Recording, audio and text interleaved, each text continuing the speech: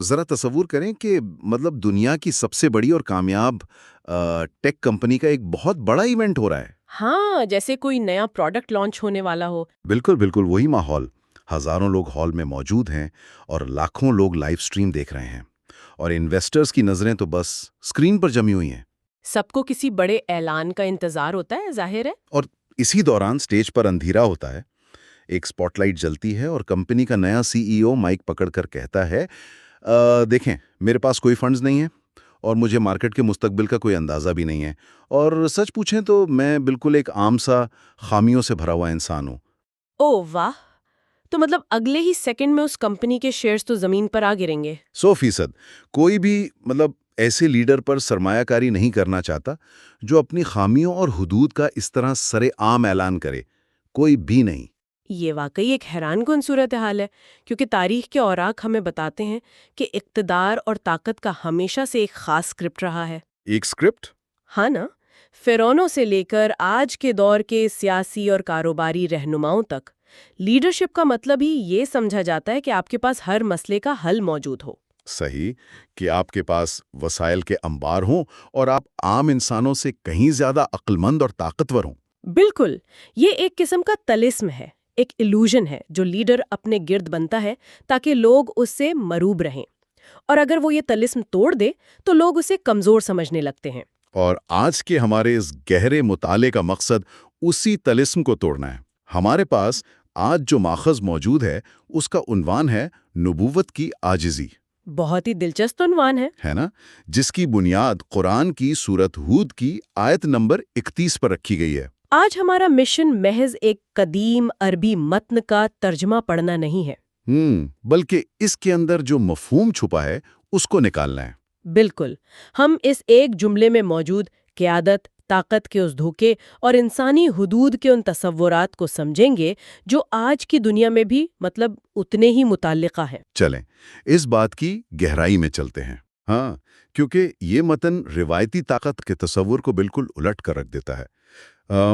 تو آئیے اس کی تفصیل میں جاتے ہیں۔ ضرور۔ یہاں جو بات سب سے زیادہ دلچسپ ہے وہ یہ ہے کہ اس آیت میں جو بیانیہ ہے وہ طاقت کے حصول کے لیے نہیں ہے۔ اچھا، تو پھر کس لیے ہے؟ وہ طاقت کے غلط تصورات کی نفی کے لیے ہے۔ یہ ایک ایسا لیڈر ہے جو اپنے ماننے والوں کی غیر حقیقت پسندانہ توقعات کو ایک ایک کر کے ختم کر رہا ہے۔ واہ! وہ انہیں بتا رہا ہے کہ سچی رہنمائی کا مطلب وہ نہیں ہے جو تم سمجھ بیٹھے ہو۔ تو متن کا آغاز ان الفاظ سے ہوتا ہے وَلَا أَقُولُ لَكُمْ عِنْدِي خَزَائِنُ اللَّهِ وَلَا أَعْلَمُ الْغَيْبَ، یعنی اور میں تم سے یہ نہیں کہتا کہ میرے پاس اللہ کے خزانے ہیں اور نہ ہی میں غیب کا علم رکھتا ہوں۔ یہ بہت گہری بات ہے۔ لیکن ذرا رکیے، مجھے یہاں ایک الجھن ہے۔ اگر کوئی شخص یہ دعویٰ کر رہا ہے کہ وہ خدا کا بھیجا ہوا نمائندہ ہے اور ساتھ ہی وہ یہ بھی کہہ رہا ہے کہ اس کے پاس نہ تو مادی وسائل ہیں مطلب خزانے اور نہ ہی وہ مستقبل جانتا ہے، تو پھر لوگ اس کے پیچھے کیوں چلیں گے؟ ہاں، آج کے دور میں یا اس پرانے دور میں بھی اس کی ویلیو پروپوزیشن کیا ہے؟ کیا یہ ایک بہت ہی برا مارکیٹنگ آئیڈیا نہیں ہے؟ ظاہری طور پر دیکھا جائے تو یہ واقعی ایک ناکام حکمت عملی لگتی ہے، لیکن اس کے پیچھے ایک بہت گہری نفسیات کام کر رہی ہے۔ وہ کیسے؟ دیکھیں، انسان فطری طور پر عدم تحفظ کا شکار ہے۔ ہم چاہتے ہیں کہ ہمارا لیڈر ہماری تمام معاشی پریشانیاں جادوئی طریقے سے حل کر دے۔ بالکل، ہم شارٹ کٹس ڈھونڈتے ہیں اور ہمیں مستقبل کے خطرات سے بھی بچا لے۔ اس دور کے لوگ بھی یہی چاہتے تھے کہ اگر تم واقعی نبی ہو تو ہمارے کھیتوں کو ہرا بھرا کر دو، ہمارے لیے سونے کے پہاڑ کھڑے کر دو، ہاں، یا ہمیں بتا دو کہ کل کس قبیلے سے جنگ ہونے والی ہے تاکہ ہم پہلے سے تیاری کر لیں۔ مطلب وہ ایک روحانی اور اخلاقی رہنما کی بجائے ایک دنیاوی جادوگر کی تلاش میں تھے۔ اچھا، تو اگر میں اس بات کو صحیح طرح سمجھ رہا ہوں تو یہ دراصل ایک طرح کی پریڈکٹیو انالیٹکس مانگ رہے تھے۔ آپ کہہ سکتے ہیں پریڈکٹیو انالیٹکس اور لامحدود فنڈنگ کی ایک عدیم شکل۔ کیونکہ آج بھی تو ہم اپنے لیڈرز یا الگوریدم سے یہی امید لگاتے ہیں نا کہ وہ ہمیں مستقبل کا 100% درست ڈیٹا دے دیں تاکہ ہم ہر نقصان سے بچ سکیں۔ بالکل، اور غیب کا علم ہونے کی نفی کر کے وہ رہنما دراصل انسان کی اس مستقبل کو کنٹرول کرنے کی جنونی خواہش پر ضرب لگا رہا ہے۔ ہم وہ یہ سکھا رہا ہے کہ ایک سچے رہنما کا کام تمہاری دنیاوی تجوریاں بھرنا یا کل کی پیشن گوئی کرنا نہیں ہے۔ تو پھر اصل کام کیا ہے؟ اصل کام تمہیں وہ اخلاقی اصول دینا ہے جن پر چل کر تم آج کا دن یعنی اپنا حال درست طریقے سے گزار سکو۔ واہ، یعنی فوکس آج پر ہے۔ جی، مستقبل کا کنٹرول اس ذات کے پاس ہے جو واقعی غیب جانتی ہے۔ یہ قیادت کی ایک ایسی شکل ہے جو پیروکاروں کو حقیقت کا سامنا کرواتی ہے۔ انہیں جھوٹی تسلیوں اور کھوکھلے وعدوں کے پیچھے نہیں لگاتی۔ 100%۔ یہاں آ کر بات واقعی بہت دلچسپ ہو جاتی ہے، کیونکہ جب وہ رہنما ان مادی اور مافوق الفطرت دعووں کو مسترد کر دیتا ہے تو متن ایک نئے پہلو کی طرف مڑتا ہے۔ جی، اگلا حصہ۔ ہاں، اگلا حصہ ہے وَلَا أَقُولُ إِنِّي مَلَک، یعنی اور میں یہ نہیں کہتا کہ میں فرشتہ ہوں۔ مجھے اس حصے پر ہمیشہ سے حیرت رہی ہے، آخر لوگ اسے فرشتہ کیوں ماننا چاہیں گے؟ یہ ایک بہت اہم سوال ہے۔ مطلب کیا ایک اصل فرشتہ انسانوں کے درمیان چلتا پھرتا زیادہ خوفناک اور ناقابل فہم نہیں ہوتا؟ لوگ کیوں ایک مافوق الفطرت ہستی کی تمنا کر رہے تھے؟ اگر ہم اسے بڑی تصویر سے جوڑیں نا تو ہمیں انسانی نفسیات کا ایک اور بہت دلچسپ اور کسی حد تک چالاک پہلو نظر آتا ہے۔ چالاک پہلو؟ ہاں، لوگ رہنما کو فرشتہ اس لیے نہیں بنانا چاہتے تھے کہ وہ اس سے بہت محبت کرتے تھے، بلکہ اس لیے بنانا چاہتے تھے تاکہ ان کے پاس اس کی بات نہ ماننے کا ایک جواز آ جائے، ایک عذر؟ ایک ایکسکیوز۔ وہ کیسے؟ کیا آپ اسے ذرا مزید کھول کر بیان کر سکتی ہیں؟ سوچئے کہ اگر کوئی فرشتہ آسمان سے اتر کر لوگوں کو سچ بولنے، اپنی خواہشات پر قابو پانے اور مشکل وقت میں صبر کرنے کی تلقین کرے۔ ٹھیک ہے۔ آپ کو نہ بھوک لگتی ہے، نہ آپ کے اندر کوئی لالچ ہے، نہ آپ کو تھکاوٹ ہوتی ہے۔ اچھا، اب میں سمجھا۔ ہم تو گوشت پوشت کے بنے کمزور انسان ہیں، ہم آپ جیسے کام کیسے کر سکتے ہیں؟ بالکل، کسی لیڈر کو فرشتہ بنا دینے کا مطلب یہ ہے کہ اب ہمیں اس کے اخلاقی معیار تک پہنچنے کی کوئی ضرورت نہیں رہی۔ کیونکہ وہ تو ہے ہی کسی اور دنیا کی مخلوق۔ جی، وہ تو پرفیکٹ ہے، اس سے تو غلطی ہو ہی نہیں سکتی۔ یہ تو انسانی ذہن کی ایک بہت بڑی چالاکی ہے۔ مطلب ہم آج کے دور میں بھی تو یہی کرتے ہیں نا۔ بالکل کرتے ہیں۔ ہم اپنی مشہور شخصیات، اپنے ہیروز اور سیلیبریٹیز کو ایک خاص مقام پر بٹھا دیتے ہیں، پیڈسٹل پر رکھ دیتے ہیں۔ انہیں بالکل بے عیب ایک پرفیکٹ فرشتہ تصور کر لیتے ہیں۔ ہاں، اور جب ان کی کوئی انسانی خامی سامنے آتی ہے تو ہم انہیں بری طرح گرا دیتے ہیں، یا آج کی زبان میں انہیں کینسل کر دیتے ہیں۔ صحیح بات ہے۔ لیکن ساتھ ہی ہم ان کی اس پرفیکشن کو اس لیے بھی استعمال کرتے ہیں تاکہ ہم خود کو بہتر بنانے کی زحمت سے بچ سکیں۔ ہم کہتے ہیں وہ تو عظیم لوگ تھے، ہم تو عام انسان ہیں۔ بالکل، اور یہی وہ عذر ہے جو یہ متن انسانوں سے چھین رہا ہے۔ 100%۔ جب رہنما کھڑے ہو کر اعلان کرتا ہے کہ میں کوئی فرشتہ نہیں ہوں تو وہ دراصل یہ کہہ رہا ہے کہ مجھے بھی تمہاری طرح بھوک لگتی ہے، مجھے بھی تکلیف ہوتی ہے۔ جی، میں بھی تھکتا ہوں، میرے بھی جذبات ہیں، اور اگر ان تمام انسانی کمزوریوں کے باوجود میں سچائی، ایمانداری اور انصاف کے اصولوں پر قائم رہ سکتا ہوں تو پھر تم بھی قائم رہ سکتے ہو۔ بالکل، اب تمہارے پاس کوئی بہانہ نہیں بچا۔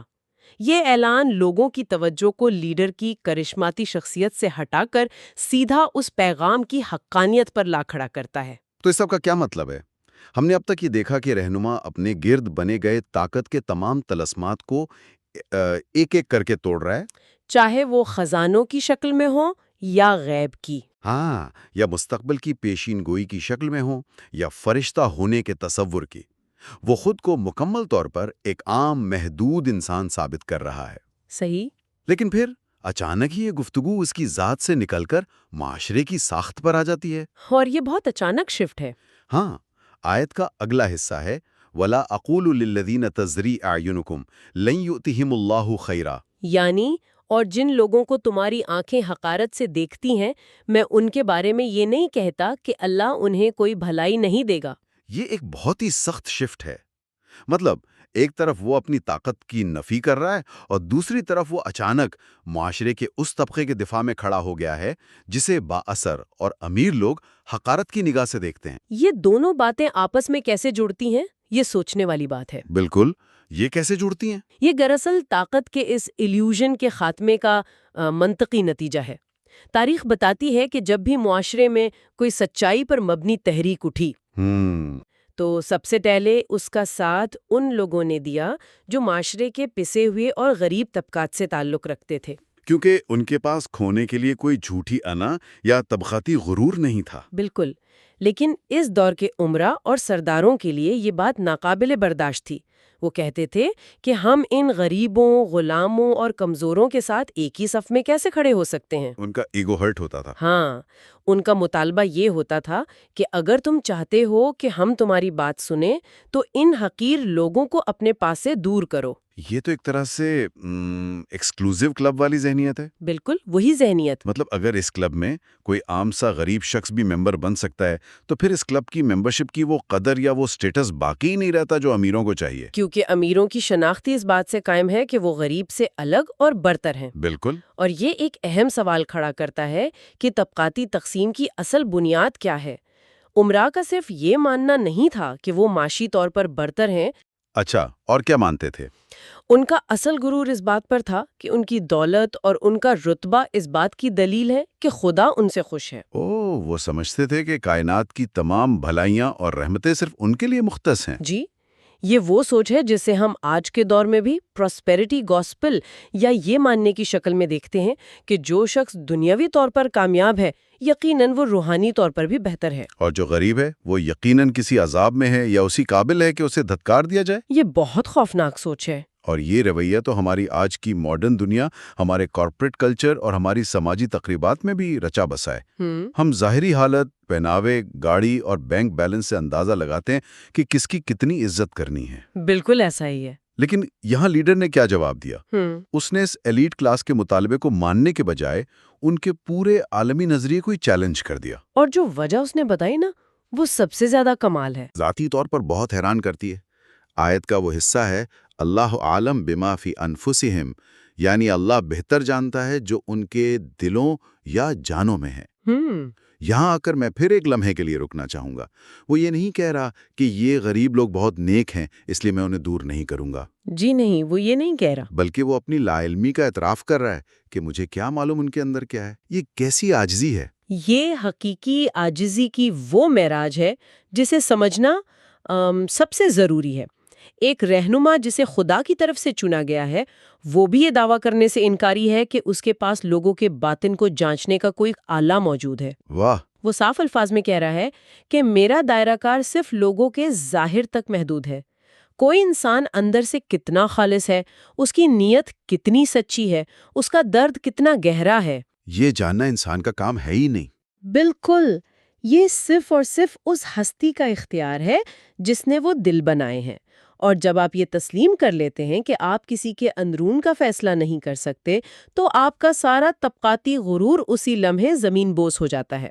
یعنی وہ امراء سے یہ کہہ رہے ہیں کہ تم جو اپنی ظاہری چمک دمک اور ان کی خستہ حالی کی بنیاد پر یہ فیصلہ سنا رہے ہو کہ انہیں خدا کی طرف سے کوئی بھلائی نہیں ملے گی، یہ فیصلہ سنانے والے تم کون ہوتے ہو؟ تمہاری کوئی حیثیت نہیں ہے یہ فیصلہ کرنے کی۔ بالکل، اور یہ بات ہمیں اس پورے متن کے سب سے کلائمیکس یا اختتامی حصے کی طرف لے کر جاتی ہے، جو کہ بہت سخت الفاظ پر مبنی ہے۔ جی، وہ فرماتے ہیں کہ اگر میں نے ایسا کیا، یعنی ان غریبوں کو دھتکارا یا ظاہری حالت پر ان کا فیصلہ کیا، تو انی اذن لمن الظالمین، یعنی بلا شبہ تب تو میں ظالموں میں سے ہو جاؤں گا۔ اب مجھے یہاں آپ کی رہنمائی چاہیے۔ جی پوچھیے۔ لفظ ظلم سن کر ہمارے ذہن میں ہمیشہ کوئی بہت بڑی خونی جنگ، کسی کا گھر چھین لینا یا کوئی ظالم ڈکٹیٹر آتا ہے۔ بالکل، ہمارا تصور ظلم کا یہی ہے۔ تو کسی غریب شخص کی روحانی حیثیت کے بارے میں محض ایک رائے قائم کر لینے کو یا اسے حقارت کے نگاہ سے دیکھ لینے کو ظلم جیسے بھاری لفظ سے کیوں تشبیہ دی جا رہی ہے؟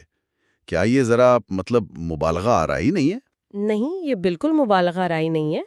عربی زبان میں اور فلسفیانہ اعتبار سے بھی ظلم کا مطلب صرف مار پیٹ یا قتل و غارت نہیں ہے۔ تو پھر کیا ہے؟ ظلم کی بنیادی تعریف ہے کسی چیز کو اس کی اصل جگہ سے ہٹا کر کسی دوسری جگہ رکھ دینا، یا کسی ایسی چیز پر قبضہ جمانا جو آپ کی ملکیت نہیں ہے۔ اچھا۔ جب آپ کسی انسان کے دل کا، اس کی نیت کا، یا خدا کی نظر میں اس کے مقام کا فیصلہ کرتے ہیں تو آپ دراصل کیا کر رہے ہیں؟ میں سمجھ رہا ہوں۔ آپ اس اختیار پر قبضہ کر رہے ہیں جو کائنات میں صرف اور صرف ایک ذات کا ہے۔ تو اس کا مطلب ہے کہ یہ کسی انسان کے خلاف محض ایک سماجی جرم نہیں ہے، بلکہ یہ براہ راست خدا کے اختیارات کو چیلنج کرنے کے مترادف ہے۔ 100%۔ یہ تو بہت بہت گہری بات ہے۔ بالکل، جب کوئی لیڈر یہ دعویٰ کرتا ہے کہ وہ غیب جانتا ہے یا وہ فرشتہ ہے تو وہ حقائق کے ساتھ ظلم کرتا ہے۔ اور جب وہ معاشرے کے پسے ہوئے طبقے کو ان کی ظاہری حالت کی وجہ سے رد کرتا ہے اور یہ فیصلہ صادر کرتا ہے کہ ان کے لیے کوئی بھلائی نہیں، تو وہ اس حد کو پار کر جاتا ہے جو انسان کے لیے مقرر کی گئی ہے۔ یعنی وہ خدا بننے کی کوشش کرتا ہے۔ جی، اور یہی وہ مقام ہے جہاں سے اصل ظلم، معاشرتی ناانصافی اور جبر کا آغاز ہوتا ہے۔ تو اس کا مطلب ہے کہ یہاں جو عاجزی بیان کی جا رہی ہے وہ کمزوری کا نام نہیں ہے۔ بالکل نہیں، عاجزی کوئی جھکا ہوا کندھا یا دبی ہوئی آواز نہیں ہے۔